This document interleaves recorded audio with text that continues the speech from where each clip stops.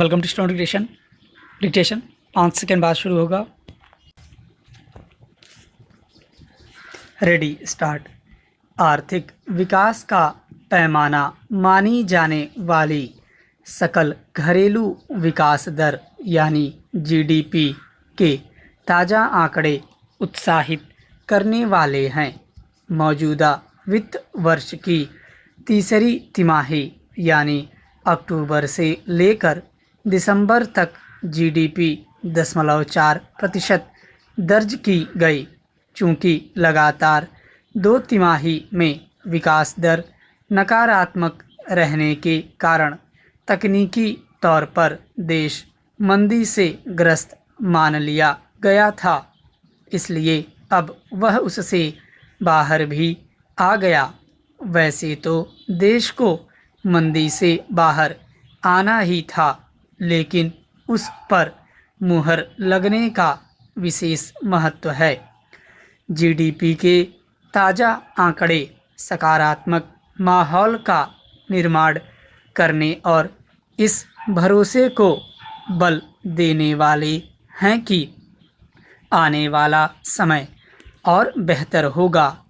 इसके संकेत विभिन्न एजेंसियों ने भी दिए हैं, जहां अंतर्राष्ट्रीय मुद्रा कोष ने यह अनुमान लगाया है कि आगामी वित्त वर्ष में भारतीय अर्थव्यवस्था 11.5% की वृद्धि हासिल कर सकती है।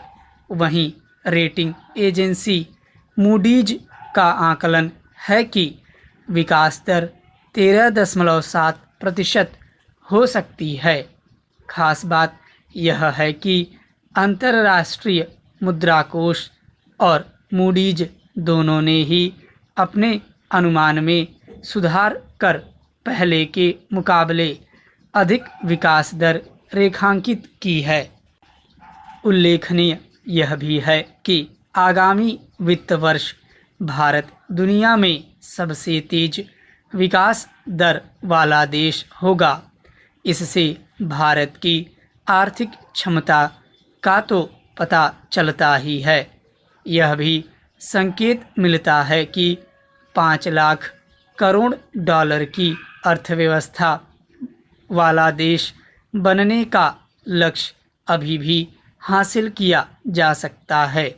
निस्संदेह इस लक्ष्य को आसान बनाने के लिए बहुत कुछ करना होगा, क्योंकि वह कोरोना संकट अभी ख़त्म नहीं हुआ, जिसने भारत के साथ दुनिया भर की अर्थव्यवस्थाओं का बेड़ा गर्क कर दिया। टीकाकरण के बीच ऐसे राज्यों की संख्या बढ़ना शुभ संकेत नहीं, जहां कोरोना संक्रमित बढ़ रहे हैं। फिर सिर उठाते कोरोना पर प्राथमिकता के आधार पर लगाम लगाना होगा, अन्यथा अर्थव्यवस्था को मजबूती देने के उपायों पर पानी फिर सकता है। इस मामले में उन राज्यों को विशेष सतर्कता दिखानी चाहिए जहां कोरोना के मरीज बढ़ रहे हैं। चूँकि जीडीपी के आंकड़े यह भी बताते हैं कि किस सेक्टर में अपेक्षा के अनुकूल वृद्धि हुई और किस में प्रतिकूल। इसलिए उन कारणों का प्राथमिकता के आधार पर निवारण भी करना होगा जिनके चलते कुछ सेक्टर पर्याप्त वृद्धि हासिल करते नहीं दिख रहे। वैसे तो सरकार को इसके जतन करने होंगे कि सभी सेक्टर आगे बढ़ें, लेकिन उसे उन सेक्टरों की बेहतरी के लिए खास उपाय करने चाहिए जो कहीं अधिक रोजगार के अवसर पैदा करते हैं। यह आवश्यक ही नहीं, अनिवार्य है कि अर्थव्यवस्था की सेहत सुधरने का असर रोजगार के बढ़े अवसरों के रूप में दिखाई दे। चेंज। भारत और पाकिस्तान के बीच नियंत्रण रेखा सहित तमाम जगहों पर संघर्ष विराम संबंधी समझौतों पर सख्ती से अमल को लेकर बनी सहमति से स्वाभाविक ही दोनों देशों के रिश्तों में सुधार की उम्मीद जगती है। गौरतलब है कि पिछले कुछ सालों में पाकिस्तानी सेना ने जिस तरह संघर्ष विराम समझौतों का अंधाधुंध उल्लंघन किया, उसे लेकर चौतरफा निंदा हो रही थी। भारत के लिए हर समय अपने सुरक्षा बलों को सतर्क रखना पड़ रहा था। सीमा पार से बेवजह और बिना किसी उकसावे के गोलीबारी में सीमावर्ती इलाकों के बहुत सारे बेगुनाह लोग मारे जा चुके हैं। बहुतों के घर नष्ट हो गए। उन्हें अपने खेतों में काम करने जाने को लेकर लगातार भय का सामना करना पड़ता है। पाकिस्तानी सेना की इस मनमानी पर रोक लगाने के लिए भारत अनेक मौक़ों पर अंतर्राष्ट्रीय मंचों पर भी गुहार लगा चुका था, मगर इस पर रोक नहीं लग पा रही थी। अब भारतीय और पाकिस्तानी सैन्य अभियान के महानिदेशकों की बैठक में सहमति बनी है कि दोनों देश संघर्ष विराम समझौतों का कड़ाई से पालन करेंगे। अगर पाकिस्तान सचमुच इसे लेकर गंभीर है तो आने वाले दिनों में दोनों देशों के बीच दूसरे मुद्दों पर पैदा मतभेदों को सुलझाने की पहल की उम्मीद भी की जा सकती है। हालांकि अभी तक पाकिस्तानी सेना के रुख को देखते हुए इस बारे में कुछ भी दावे के साथ नहीं कहा जा सकता कि वह ताज़ा सहमति को कहां तक निभा पाएगा। छिपी बात नहीं है कि पाकिस्तानी सेना संघर्ष विराम का उल्लंघन इसलिए करती रही है कि उसे अपनी तरफ से दहशतगर्दों को कश्मीर घाटी में घुसपैठ करानी होती है। उसने यह रास्ता छोड़ दिया है, कहना मुश्किल है।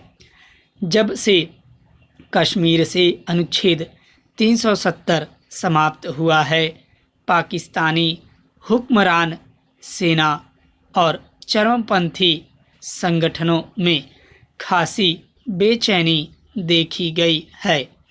यह भी छिपी बात नहीं है कि वहाँ की सेना पर राजनीतिक अंकुश बहुत कमज़ोर है। सेना खुफिया एजेंसी और चरमपंथी संगठनों का तंत्र मिलकर भारत को अस्थिर करने की कोशिश में लगे रहते हैं। कश्मीर मसले पर पाकिस्तान ने चुप्पी साधना बेहतर समझा है या उसे भारत का अंदरूनी मामला मान लिया है, ऐसा बिल्कुल नहीं कहा जा सकता।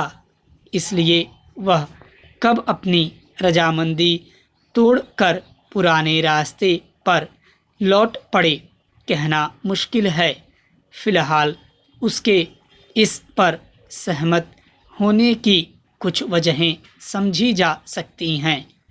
एक तो यह कि भारत के साथ तनातनी में उसके बहुत सारे कारोबार प्रभावित हुए हैं, इसलिए वह रिश्तों में कुछ बेहतरी लाकर उन्हें पटरी पर लौटाना चाहता है।